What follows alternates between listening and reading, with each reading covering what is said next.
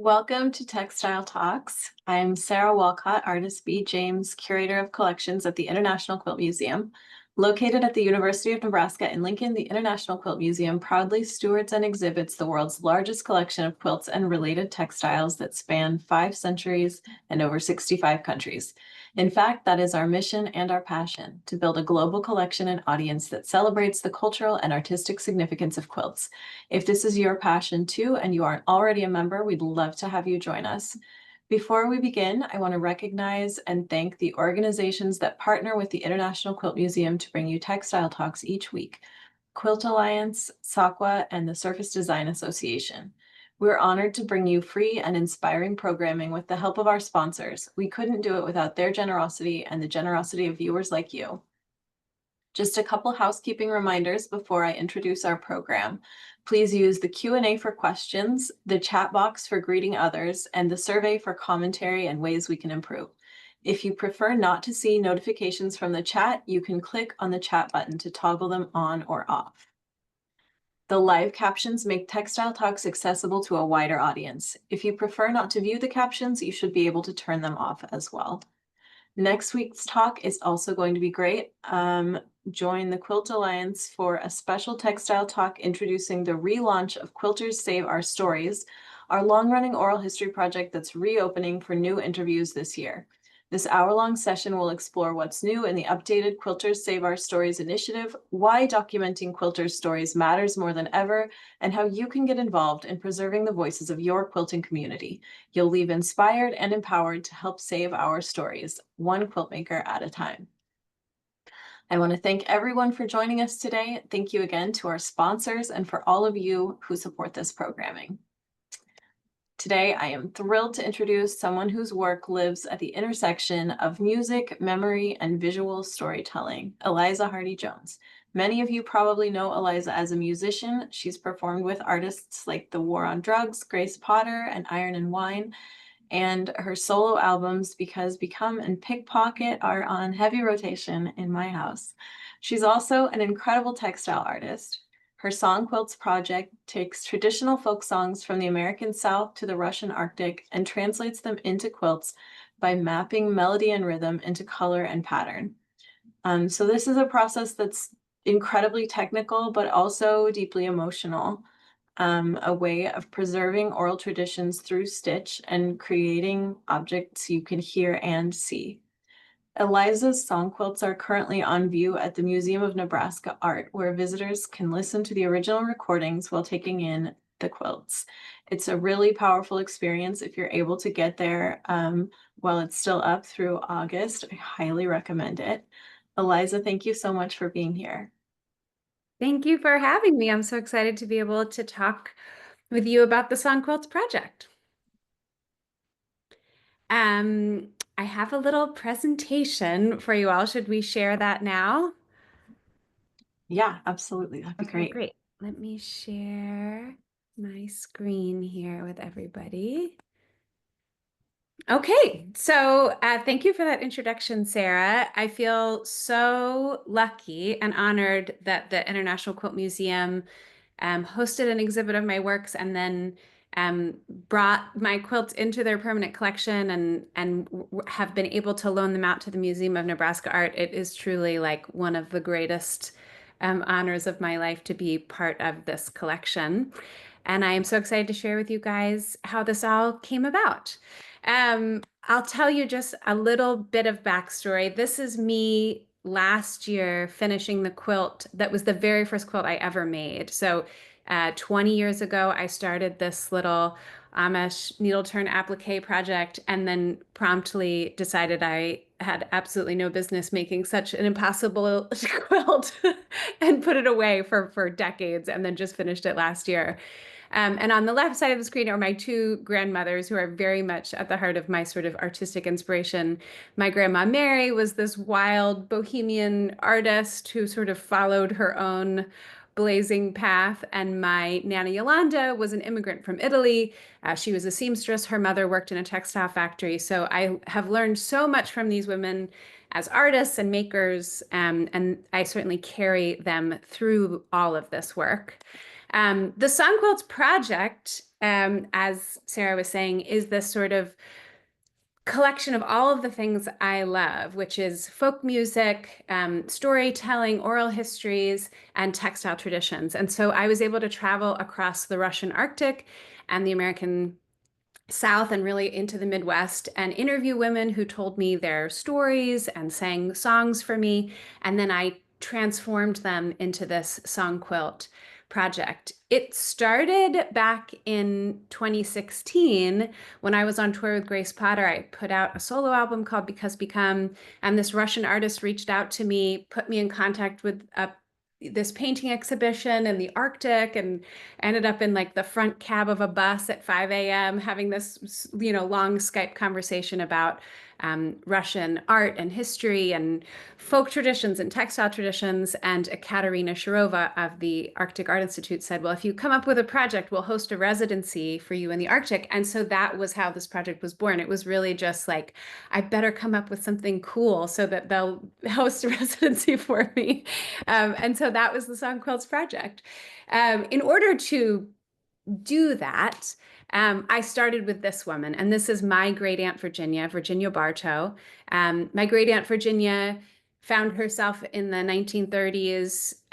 Her father had committed suicide. Her husband had had a nervous breakdown and left her and her young son. And so she took this time to revive her singing career in the sort of the height of the Depression. And so she started just singing sheet music at a Lord and Taylor's in Manhattan. And it was through that that she met this man, Andrew Salama. Andrew Salama was a Russian expat who had left Russia after the revolution, during the revolution, come to New York with the Chauve-Souris. And the Chauve-Souris was this sort of after hours cabaret theater in the basement of the Moscow Theater. And all of the artists from the Chauve-Souris left during the revolution, came to New York, had big hits on Broadway. This is a picture of um, Andrew Salama playing accordion in one of the things. And they were just these sort of larger than life, wonderful musicians and artists and dancers. And when things were going well, he was on a drive out in northern New Jersey in the Delaware Water Gap. And he saw this hunting lodge up in the hills, and he drove right up and he just paid cash for it. He bought it from the guy sitting on the porch, and he turned it into this artist's retreat. Salamovka. And Salamovka is at the heart of sort of all of my family lore. That's my Aunt Virginia with her young son Nevet, and that's Salama playing guitar. My Aunt Virginia fell so deeply in love with Salama that it just sort of changed her life, the trajectory of her life. Um, he represented all of the things that she had been missing: love, expression, dance, all of these wonderful things. And so with her divorce settlement, she paid off the mortgage on Salamovka and spent many, many years there with him. It's where my parents met. My grandma Mary spent a lot of time there. So it's just this sort of wonderful, mythical place that no longer exists.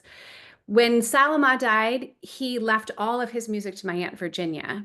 And when my Aunt Virginia died, my dad got it all. So I have stacks and stacks and stacks and stacks of this handwritten Russian folk music. So when I was sitting in that cab of the bus talking with Katerina Shirova about what I knew about Russian folk music, I was able to say, I grew up with Russian folk music, not because my family was Russian, but because my aunt was deeply in love with this Russian folk singer. So when Katerina asked me to come up with this idea, I knew that this was a place that I could start. So this is a video, but I'm not going to play it because I think it's not going to work well over the internet. But here is my Aunt Virginia, 1982. That's me sitting on a lovely little quilt, my dad playing harmonica in the background. So this first recording, I didn't make. My dad made this recording because I was 2 in 1982. But my Aunt Virginia sings this song, Katyusha, at her final sort of performance. She's like 5 martinis in, and she sings this song, Katyusha, to her friends and family at the end of a concert of opera songs. I'm going to skip the song just for internet purposes and take you to this. So I've got the song, I have my plan, and now what I have to do is come up with this way in which to take music and make them into quilts. And we already have a visual way of thinking about music, and that is just sort of traditional sheet music. And the way that that works is, and I'm not going to get too deep into the sort of technical aspect of music reading and writing, because I'm sure many of you know how to read and write music, but many of you don't. But the basic idea is that we have to capture melodies and harmonies. So melody is just a combination of pitch and rhythm. We represent pitch visually by its placement on a vertical plane. So as it moves up the staff, the pitches go up. So do, re, mi, fa, sol, la, ti, do. They go up the staff as they go up in pitch. And rhythm is represented by shape. So a whole note, which is worth 4 beats, is just an empty circle. A quarter note is a closed circle with a stem on it. And we just have all these different shapes that represent notes. And we all have learned this. And so we say, okay, this is how we visually represent this musical thing. So I just have to come up with a new way to visually represent music. And so I start with rhythm as shape. But instead of using traditional notation shapes, I'm going to use traditional quilt shapes, squares, half square triangles, rectangles. Um, my favorite thing about the way that I have done this is that rhythm is a shape on the page, but in its true essence, rhythm is a distance of time. It's the distance between two notes. So when I quilt with rhythm, I can capture that. I can capture that rhythm is a distance between two notes. So in my methodology, a quarter note is 4 inches. A half note is 8 inches. So this is how we're representing space and time. If I'm going smaller than 1 beat, I'm using half square triangles, or even you can see on the right here, smaller rhythms, how I might represent those. And I could have done them any number of ways. I could have just like split it in the middle on a vertical plane, but I liked the way that the half square triangle sort of danced and came alive with the music. So you can see on the right some different ways in which rhythms might look in these song quilts. But if this is all feeling like it's going above your head, just know that rhythm is represented by shape. And that brings us to the next piece, which is that in addition to rhythm, we have to represent pitch, like the actual notes that we're singing. And that brings me back to my grandma Mary, who spent all those years at Salamovka and who is this sort of wild bohemian woman. My grandma Mary had synesthesia, which means that her brain sort of takes two senses and puts them together. So she had perfect pitch and she saw pitch as color. So when I was a little kid, she would sing me colors and be like, red, this is the color red. What note am I singing? It's red, it's red. And I have neither synesthesia nor perfect pitch, so I would have no idea what color she was singing at me. But the way that it did make sense to me is that I spent my childhood and early adult years teaching first-time fiddle workshops with her. And if you're trying to get a bunch of 3 and 4-year-olds to learn a fiddle tune in the morning so you can have them on stage up at the Fiddle Festival in the afternoon, they don't know their letters. They don't know their numbers. You can't tell them, like you're going to go from an A to an E. They might not even really truly recognize what those letters are, but they do know their colors. So if you could do these sort of color solfege methods and have them playing red, red, red, red, red, brown, brown, brown, brown, brown, blue, blue, blue, blue, brown, you could have them playing these fiddle songs by the end of the day. So I have this idea of like, okay, pitch is color. We know that this is true. So let me just come up with my color method. There are famous people with synesthesia all through the years, and this is a chart of what their synesthetic scales might have been. And I think it's so fun that it's totally different for everybody. Like, it's not like they're tapping into this truth that we just can't see. It's like, it's all individual. So I'm going to come up with my own individual method. I'm not going to use my grandmother's synesthetic vocabulary. I'm going to use my own. And the first thing I thought was just there are 7 notes in a scale. There are 7 colors in a rainbow. So I'll just do this rainbow solfege, do, re, mi, fa, sol, la, ti, do, moving up that rainbow. The problem with that, and this is Katyusha as a song quilt using rainbow solfege, is that at the end of the project, I would have a dozen quilts that all looked pretty much the same because that color resonance would all be exactly the same. So I knew that that wasn't going to work for me. I knew I needed to find a way to be able to capture the spirit of the song, the spirit of the woman singing the song. And so I came up with this very technical primary resonant method. So instead of just moving up the scale, moving up the rainbow, I sort of set these anchors. So you can see on the bottom here, and if you understand music, you'll understand this. And if you don't, just know that colors are pitches. But there's the 1 chord and the 4 chord and the 5 chord, and those are called our primary chords. So I set those primary chords as resonant anchors, and then I just move the colors in those directions. So if we look at Katyusha again, using this sort of primary resonance method that I invented, I set the 1 in this deep red, and then I move towards the 5, towards a sort of bluish purple, move towards the 4, towards a yellowy orange, and I end up with this really exciting way to capture the spirit of that song. Um, so all together, I've got shape representing rhythm, I've got color representing pitch, and then underneath each of these lines, you're going to see a 1-inch sash. Again, I'm sort of tapping into these ideas about quilters vocabulary, about how we use sashing and what it means. But in folk music, you need to be able to tell the guitar player what chords to play. So the sashing underneath is telling you what chords to play.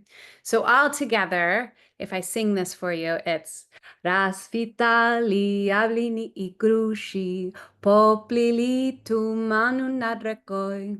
And that is the song quilt transcription of Katyusha as my Aunt Virginia sang it in 1982. So each of these quilts are exact transcriptions. The part where sort of my artistic spirit interpretation comes in is when I'm picking those colors. But once the colors are chosen, I don't get to make choices about how things are coming together because I didn't sing the song. These women sang the songs for me. So after I have it all together, I print out my little patterns. I do a lot of chain piecing, and it all comes together like this. So this is the Katyusha quilt as sung by my Aunt Virginia in New Jersey in 1982. Um, Now, as quilters, we have other ways that we get to add meaning, right? We have these sort of 3 stages of creating meaning in each of our quilts. So we've talked about the quilt top. Now let's talk about the actual quilt patterns. So for each of the songs in the Song Quilt series, I use a textile tradition from that place, from that song, from that woman. This song is from the Moscow region. That is where Salama was from. That is where this song is a sort of like World War II song about a woman who's tending to the love and to the farm and keeping everything together while her husband, her partner, is off at war. So I went to the Moscow Folk Art Museum and I found these beautiful sarafan aprons and all this incredible weaving patterns that happen in this region. So I took those weaving patterns and I quilted them into the Katyusha quilt. So these are some of these Russian textile patterns that found their way into the Katyusha quilt. And that third layer of meaning that we get is the backing fabric. For all of the Russia quilts, I use fabric from Russia, either that I purchased while I was doing my residency there in the Arctic, or if after the fact I did not have enough fabric, which I most certainly did not, I found Russian textile makers, block print makers on Etsy and was able to order fabric from Russian artists in order to create the backing fabric for each of these quilts. So that's sort of the basic concept of how I invented this method. I won't have time to share with you tons and tons of stories, but since the song quilts are currently up at the Museum of Nebraska Art, I do want to just share with you the story of Marcella Werman, who is a Nebraska native. She is from Oakland, Nebraska, West Point, Nebraska. She is still now over 100 years old, living on the farm that she moved to when she married her husband 70 years ago, 75 years ago. She's an incredible woman. I was so lucky to be able to spend a whole day with her, sitting on the couch with her as she sang me dozens and dozens and dozens of songs that she had learned. So I am going to play this video and we're just going to hope it works. But here is Marcella Werman singing Cowboy Jack. And Sarah, wave at me if it glitches out or something. Okay, here we go. He was just a lonely cowboy with a heart so brave and true, and he learned to love a maiden with eyes of heaven's own blue. They learned to love each other, and he named their wedding day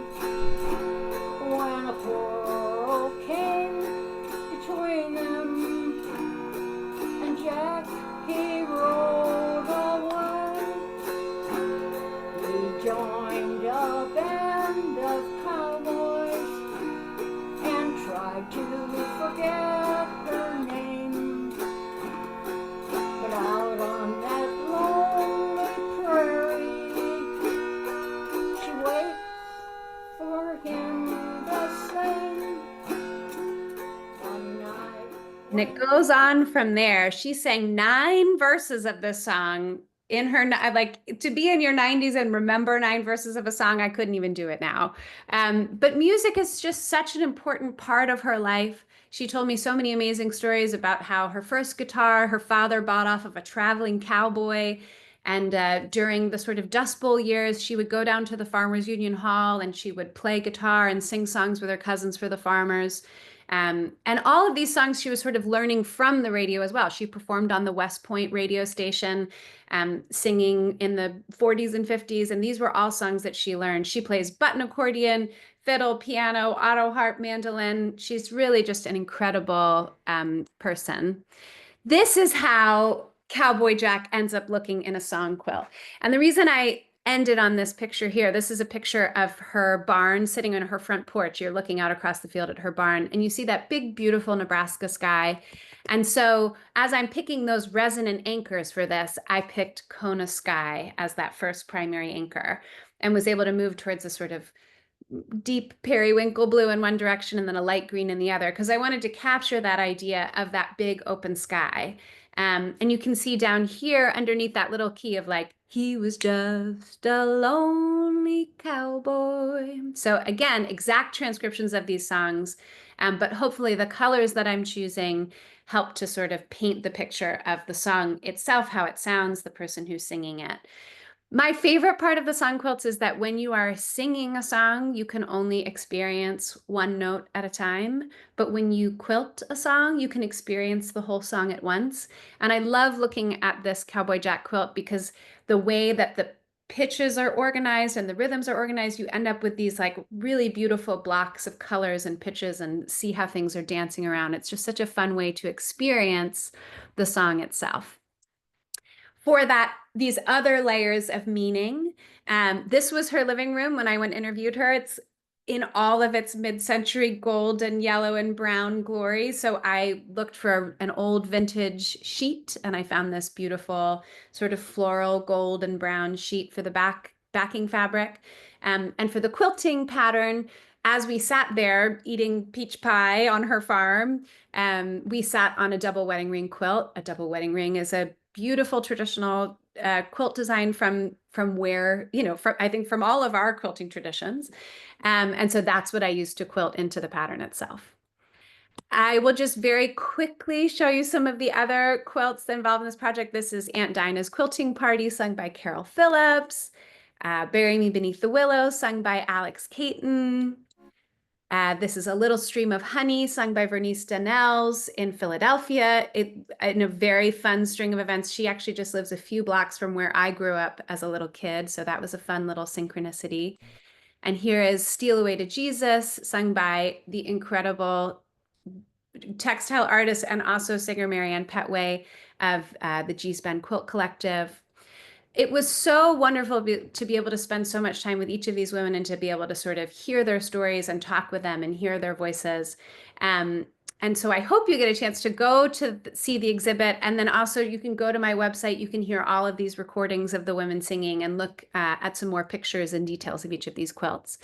But I want to just share one more story with you, since half of the project was looking at the traditions of American women and American folk music, and half of the project was looking at the stories of women from the Russian Arctic. So here's a little map of where we are in Russia. I flew into Moscow, spent a little bit of time there, and then I went up to Arkhangelsk, which is on the White Sea, and then I took a 24-hour train from Arkhangelsk to Murmansk. So you can see how incredibly enormous this country is, that from one Arctic city to another was a full 24 hours on a train to go through the tundra and travel. It was a really amazing experience.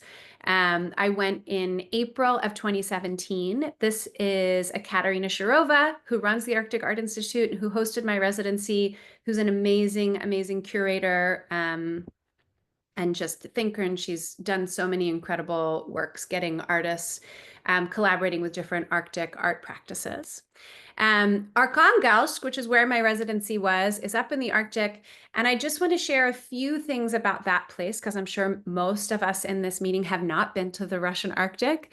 In the Arctic, the sort of traditional architecture is all about beauty, like the houses, the spoons, the aprons, the barns, the plates, the tables, everything is painted and carved in these ornate, beautiful displays, bringing so much beauty to the daily lives. And I think that is what, when I think about folk art and sort of the difference between folk art and fine art and what are those things, I think what folk art is about bringing beauty into our lives, not bringing beauty onto the wall or into a space or into an institution, but bringing beauty to our daily lives. And that is something that is so innately human, that connects all of us, that we all want to bring that beauty to our lives, either through music or textiles or carving paintings into the roof of your barn. In Arkhangelsk, as you walk through the main street, you think about what statues we have in each of our cities that sort of tell the story about who we are as a people. The weaver is at the center of their town. So weaving and textile traditions are so important to this place. These are some of the beautiful painted prialkas, these distaffs that people use to spin wool. These are some of the traditional weavings that you might find in the Arctic. They're very beautiful, almost always bi-colored, either black and white or red and white, which I was told was because they're weaving by candlelight 6 months out of the year, because they're in darkness half of the year. And that weaving tradition is really alive today. Children are still weaving and doing all of those traditions. This is the Children's Folk Art School. All of these weavings were made by children, which absolutely blows my mind. The incredible attention to detail, the technical capabilities of these little kids is just amazing. But they also make lots of quilts. Quilting is a really big part of the of the folk tradition there in the north. When I was getting ready to go to Arkhangelsk, everybody told me ahead of time that I had to see this sort of Arkhangelsk quilt tradition, and they were explaining it to me, and they said, oh, we can't wait for you to see it. It's only in Arkhangelsk, and it's this very important specific thing. And when I got there, I was so delighted, because this is just a pine burr quilt. And a pine burr quilt is also the official quilt design of Alabama. This is Lucy Mingo of Gee's Bend with her pine burr quilt. On the right is just sort of a detailed, I think that's a terrafawn and detail, but on the left here is Lucy Mingo and one of her beautiful pine burr quilts. So how amazing that Arkhangelsk, Russia in the Arctic, and Alabama from the American South both claim this quilt tradition as their own. Just as Marcella Werman is learning songs off of the radio that were sort of gathered up by the Library of Congress and all of these ethnomusicologists going into the Appalachian hollers to collect our music, in Soviet Russia, the same thing is happening. So Antonina Kolotilova goes off into the tundra, finds all of the best singers in all the different villages, and brings them to Arkhangelsk to start the Northern Academic Folk Choir. So it's been going for 100 years. They were incredibly generous to spend a day with me, sing for me and dance for me. So I'm going to play this video and hopefully it works. But this is Tatiana, Ekaterina, Tatiana, and Tatiana, all singing and dancing the song Vdol Potravka. You are working on the grass, yeah? Okay. Вдоль по травке, вдоль по муравке, вдоль по травке, вдоль по муравке, по лазуревым цветочкам, по лазуревым цветочкам, по цветочкам, во всю ночку, да по цветочкам, во всю ночку. Ходила гуляла красная девка, ходила гуляла красная девка, танцевала, приустала, танцевала, приустала, приустала, задремала, приустала, задремала. Молодец, гусли играют, молодец, гусли играют, сам девушку спотешают, сам девушку спотешают. Стань девушка, лебедушка, да стань девушка, лебедушка, вон едет твой батюшка, да вон едет твой батюшка. Я батюшки не боюсь, да я батюшки не боюсь, родимого не стыжусь, да родимого не стыжусь. I just love that song. And I love these ladies. It really was such a delight to be able to spend this time in Russia at the time that I did. I think this is a residency that would not be able to happen right now with a country at war. A lot of my connections and friends who were living in Russia at the time have actually left the country at this point. But it was really beautiful to be able to connect with these women, connect with their stories, and connect with these artists and hear about their lives. The song Vidol Potravkia is a festival song, so it's about like a courtship and about how this young lady doesn't care what her dad has to say about her beautiful beau. This is, I'm showing you the picture, CD cover, I think probably from the 90s. Again, this is a choir that's been around for 100 years, so they've put out lots and lots and lots of music over the years. But I use those colors for my resonant anchors, just bringing you back to this idea of how it is that I'm choosing these colors, how I'm moving in these different directions. And that brings us to the Vodol Potravkia quilt.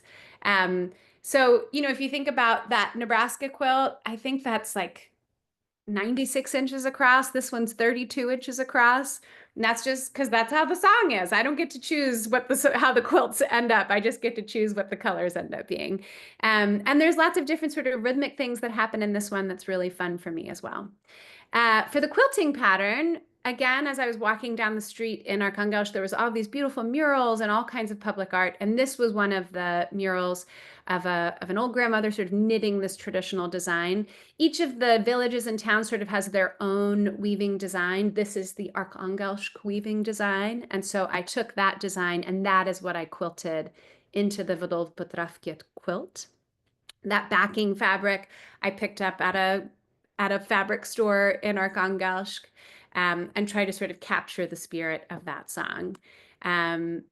I will just share with you very quickly some of the other quilts from Russia. This is Goryon Molodoy, which means young, sorrowful boy, sung by Anna Akimova. This is the Nebelazadia quilt, sung by Oksana Dobrinskaya. This is about like a vulture who's laughing at you because the sun will never come up, because you're living in total darkness because of the polar night. And this is Svecha. It's a wedding song. It's about a candle. It's sung by Nadezhda Mironova. She was actually born and raised in Arkhangelsk and was a member of the choir, but now lives in Moscow and performs in different musical groups there. When I completed this project, what I hoped was that I would be able to hang all of these quilts together and be able to sort of like just use it as a way to have people start to think about women's voices, traditional women's work, songs, what these songs mean, and what it means about global culture and the ways that we are connected, and the ways that we are so uniquely different. And I was so lucky to have the International Quilt Museum hang this exhibit in 2020. I'm very lucky to have it again on exhibition now at the Museum of Nebraska Art. But I finished this sort of series in 2020. So what have I been doing since? I've been making so many silly quilts. I've been making so many things that I had never made before. So lots of paper piecing, foundation paper piecing, English paper piecing, hand quilting. I'm making a quilt of disembodied handkerchief hands to represent my great-grandmother's wooden arm. I'm working with a visual artist in Philadelphia to make a quilt of secrets right now, which we're working on. But the other thing that I spent a lot of time doing was working on modern song quilts, mostly as commissions. So people would come to me and say, I'm getting married, and how deep is your love is my wedding song? Will you make me a wedding quilt? And so I got to make a lot, probably 10 or so of these contemporary song quilts. And it was really exciting to see how different they looked, how folk music and contemporary music just visually look different. The way that the pitches are arranged on a pattern, the way that everything is syncopated looks really different. And that brings me to sort of my latest song quilts project. Oh, I have one more to share with you. I put a solo album out last year, Pickpocket, and one of the songs on the album is Rosie Lee, which is about my favorite quilter, Rosie Lee Tompkins. And so I made a quilt of the song I wrote about a quilter, very meta, but this is Rosie Lee. And then this, I won't say who the artist is, but my new project that I'm working with is I'm looking to do the same kind of thing, storytelling, oral history, and talking with people about their traditions. This is a contemporary songwriter, so I'm going to be looking all at contemporary songwriters who are writing political songs about anything that's important to them, about the environment, about LGBTQ identity issues, about peace, about war, about all these things. There's, I think musicians have a long history of writing political songs that can change us and shine a light on things that we feel we need to shine a light on. So I'm excited to be able to turn these contemporary songs into quilts, but also continue that oral history component by doing interviews with each of the musicians to talk about their writing and about the way that their writing sort of intersects with the way that they move through the world. So you can see this whole project on my website at elizahardyjones.com/songquilts if you want to look at more of these quilts and see the pictures of the women. You can hear each of those women's voices. You can hear them singing the songs themselves and get deeper into the project that way. And I encourage you, if you are passing through Nebraska, to go to the Museum of Nebraska Art to see the exhibit there. Okay, I'm going to stop my share and we can do questions and talk about it. Wonderful. Thank you so much, Eliza. That was a fantastic overview, and I even learned things I didn't know. So that's so great. Okay. One person, Marilyn, would like to know if you spoke Russian before your residency. No, I did not speak Russian at all. It was so amazing to have a Katerina as my translator. I taught a class at a music college. I gave a lecture at an arts festival. I did like individual classes. We did performances of American folk music at different venues, and it was so amazing to have her there as a translator. Since then, I have tried my best to at least have some rudimentary Russian, and I had an amazing translator here, a friend of mine who's Ukrainian American, who was able to do a lot of the translations for me of the interviews and the quilts themselves, so that I was not just sort of stabbing in the dark. Oh, that's amazing. Jill asks, will the exhibit at the Nebraska Museum of Art tour to other venues? I mean, we hope so. We would certainly be open to that. We do have a restriction on the amount of time our quilts are exhibited, which is one cumulative year out of every decade. That just helps prevent light degradation, helps preserve the life of Eliza's beautiful quilts and all our others for as long as possible. But right now it's not scheduled to travel, but it certainly could. Lori asks, do the women you connected with also sew clothing for themselves and their families? I'm sure some of them do, and I'm sure some of them do not. I know that Vernice, one of the women that I interviewed here in Philadelphia, is an amazing, multi-talented woman. She is a quilter, a singer, a storyteller. I know she makes lots and lots of her own clothing, and has beautiful, beautiful clothes. Every time that I've been able to visit with her, she's been wearing something fabulous. Love it. Amy and Linda also ask, how many quilts are in your Song Quilt series? The series of American and Russian song quilts is a 10 quilt series, 5 from each of the traditions. Since then, I have made probably another 10 or so of these contemporary commissioned quilts. And with my new project, working with contemporary musicians, I don't know how many I'm going to make yet. Love it. Okay, let's see.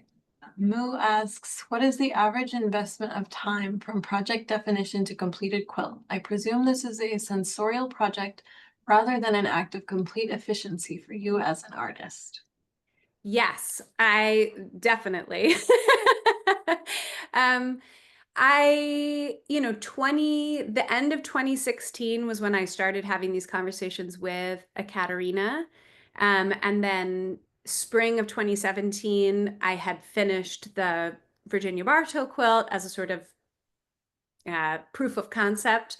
And then from 2017 through 2019, I completed all the interviews and made all 10 of these quilts so that it could go to the International Quilt Museum in 2020. Each of the quilts sort of takes a different amount of time. And some of them, like with Svecha, I like completely made that quilt and it hung at a local quilt show. And then I was just like, these colors are all wrong and they're vibrating in the wrong frequency. And I had to completely start over and just remake the quilt with colors that felt better to me. So it is definitely not always efficient. But as my job professionally is that I am a touring musician. So when I'm on the road, I do a lot of handwork. But when I'm home, I did, up until recently, have a lot of time in my studio to just, have big long days. I am now the mother of a 1.5-year-old. So finding that studio time is in smaller chunks. So it might take me longer to finish this next project. Yeah, for sure. Okay, Elizabeth says the name of the town, one of the Russian cities, calls to mind the word archangel. Is there any connection? Yes, that is the English translation of Arkhangelsk is archangel. Another fun thing is that Anchorage, Alaska was initially part of the country of Russia, right before we moved, it became the 50th state. And the name of it was New Arkhangelsk. So Anchorage and Arkhangelsk have a real historic connection. But yes, Arkhangelsk does mean archangel. Great. Elaine asks, it looks like you're using solid quilting fabrics. Is there any particular type you like? I chose for this project to almost entirely stick to the Kona solids. Initially I thought like, oh, I'll find all regional textiles and I'll just like use used things, but it was so hard to get the sort of like exacting relationship of colors without having a really large assortment of those solids. So Kona has whatever, 360 solids. And so it's easier for me to be able to like really fine tune that color scale, that primary resonance, in order to get it to sort of vibrate the way that I would like it to. I think in a couple of them, I've had to swap in some Moda solids, but I think in general, I stick to the Kona solids. Great.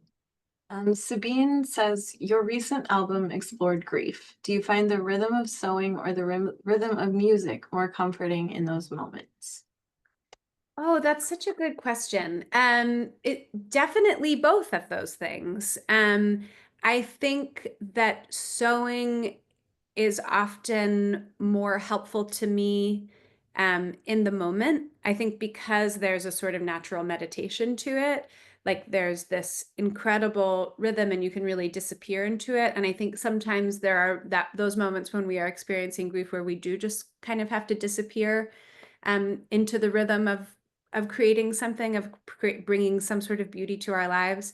But I think the music, composition of music has a lot to do with sort of the healing process, right? Of being able to look inside and really examine what's happening in my life, in our lives, and our surrounding lives.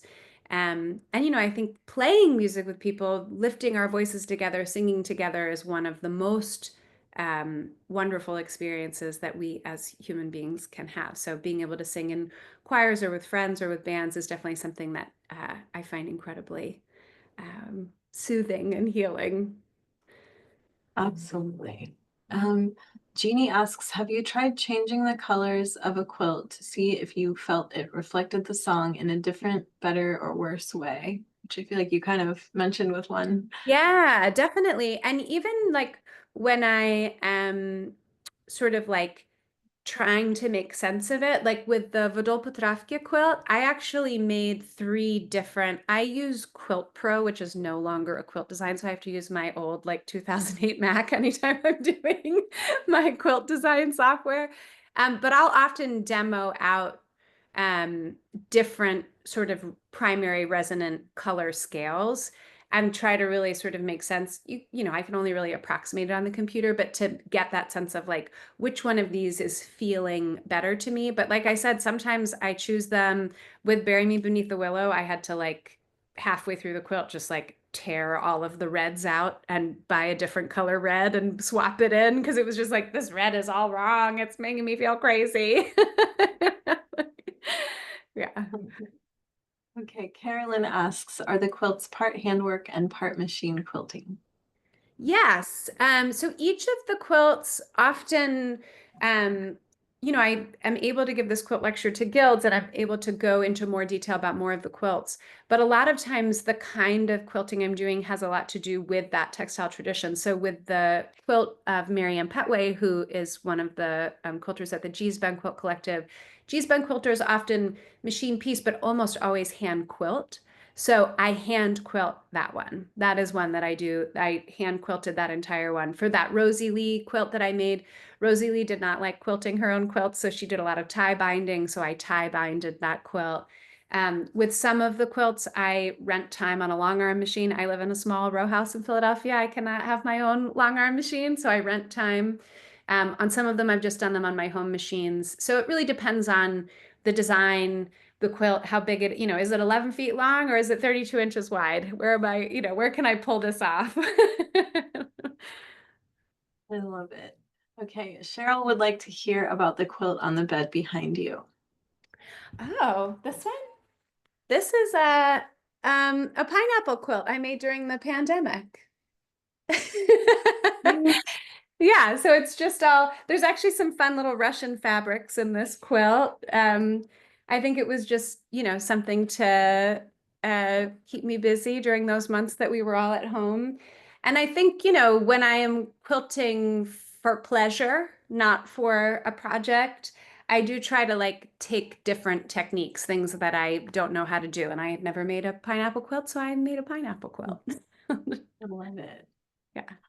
Well, I think that's all of the Q&A questions. So I'll just ask a couple and perhaps they will inspire anyone else who still maybe has a lingering question or two. We have about 5 more minutes for questions.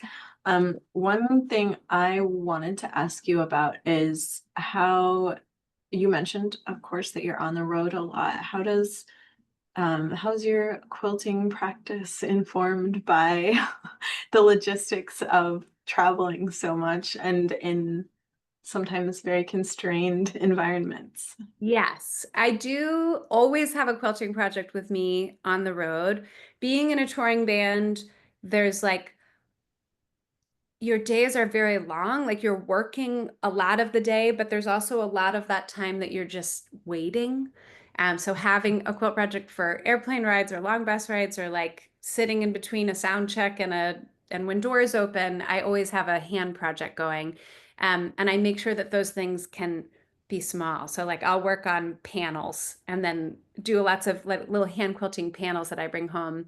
When I was working on the song quilts, I definitely did not want to bring the Song Quilts on the road with me because I was afraid that they would get messy or dirty or trapped under something or get left somewhere. But each of the labels for those quilts are all embroidered by hand. And so I was able to do all of that embroidery while on the road and touring and different things. And for this new project, because I'm looking at something where the lyrics are going to be a really important piece of it. I feel like for this, I'm actually going to embroider the lyrics into the song quilts themselves. So I will be able to bring some of that embroidery in the sashes on the road with me and just have a bunch of sashes in a bag that stays clean and doesn't get left anywhere. I love that. I was actually just thinking about that, wondering how that was going to work with the new song quilt project that you mentioned. And I guess that leads me to my other question, and we have 2 more in the Q&A, but could you talk a little bit about the through line between the original folk songs that you chose and the very long tradition in folk music of creating activist music and how that is maybe informing the new project? Yeah. Yeah. I mean, folk tradition or folk art, folk music, folk work is, I think, inherently political because it's all about our lives. It's about our traditions. It's about how we live in our world and how we experience that world. And some of those stories are about love, and some of those loves are forbidden.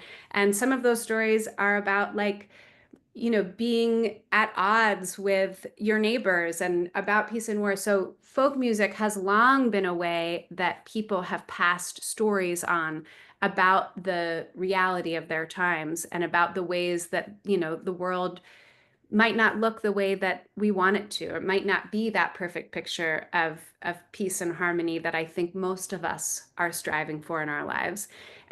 Folk music, I think when we think about like American folk music as a contemporary genre, is almost entirely political. You think about the civil rights movement, you think about the anti-war movement of the 60s and 70s. So much of that was tied to a folk tradition. And I think it's because it feels so right to sort of pair these melodies and these rhythms that feel so innate, feel so important to who we are as people.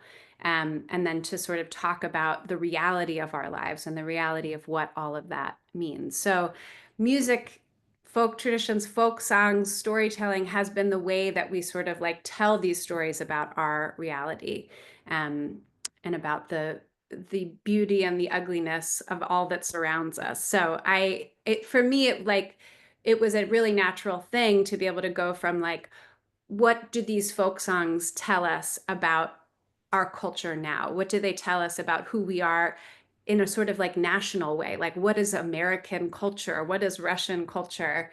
And so I'm excited to sort of explore this project in a more contemporary way, to be like, okay, if we're not looking at these sort of songs that just bubbled up from the ether and don't have authors, like, what does it mean when we do know the authors and we do know why they're writing these songs and we do know the context and the history in which the songs are being created? I love that. Okay, I'll do these last couple questions.